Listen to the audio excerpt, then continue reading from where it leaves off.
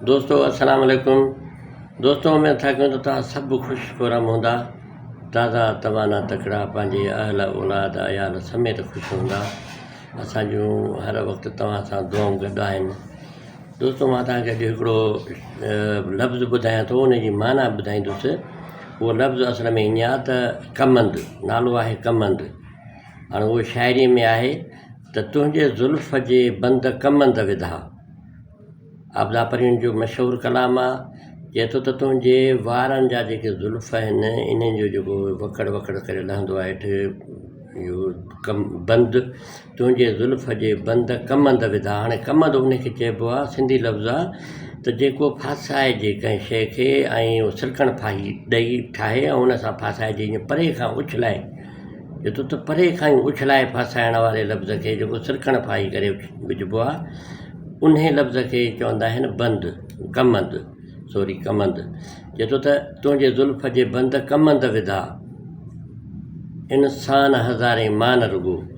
ऐं इहो तव्हांखे ॾिठल हूंदो त जेको अंग्रेज़ हूंदा आहिनि ढगनि खे पकड़ींदा आहिनि, पंहिंजे घोड़े ते चढ़ियल हूंदा आहिनि, पोइ नोड़ में सिरकण फाही ॿधल हूंदी आहे, उनखे घुमाए घुमाए उछलाए परे खां ईअं उनखे फासाईंदा आहिनि ढगे खे।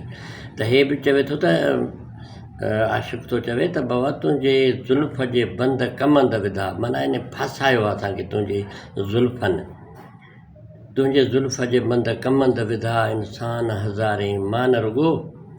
तुंहिंजे शाही दफ़्तर ख़्वान मथे महिमान हज़ारे मान रुगो।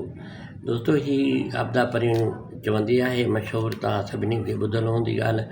हीअ आहे पंहिंजो हिमायूं साहिबु आहे, अब्दुल गफ़ूर हिमायूं, उन जो ही शेर आहे ऐं तव्हां सभिनी ॿुधो हूंदो। दोस्तों अगरि इहो लफ़्ज़ जी माना तव्हांखे सुठी लॻी हुजे त मुंहिंजे वीडियो खे शेयर कयो, लाइक कयो, कमेंट कयो ऐं अॻिते वधायो, पंहिंजे दोस्तनि ताईं शेयर कयो। दोस्तों हीअ असांजी सिंधी ॿोली असल में वञे थो बिगाड़ थींदो ऐं पुराणा लफ़्ज़ ख़तमु थींदा वञनि था। अहिड़े सुलझियल माण्हू जेके पुराणा लफ़्ज़ बि खणी हलंदा, उहे वञनि था गुम थींदा।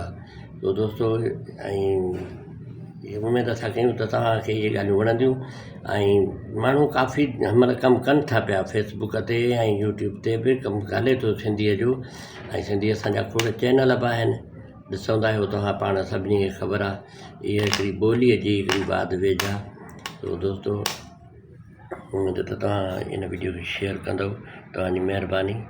अल्लाह हाफ़िज़।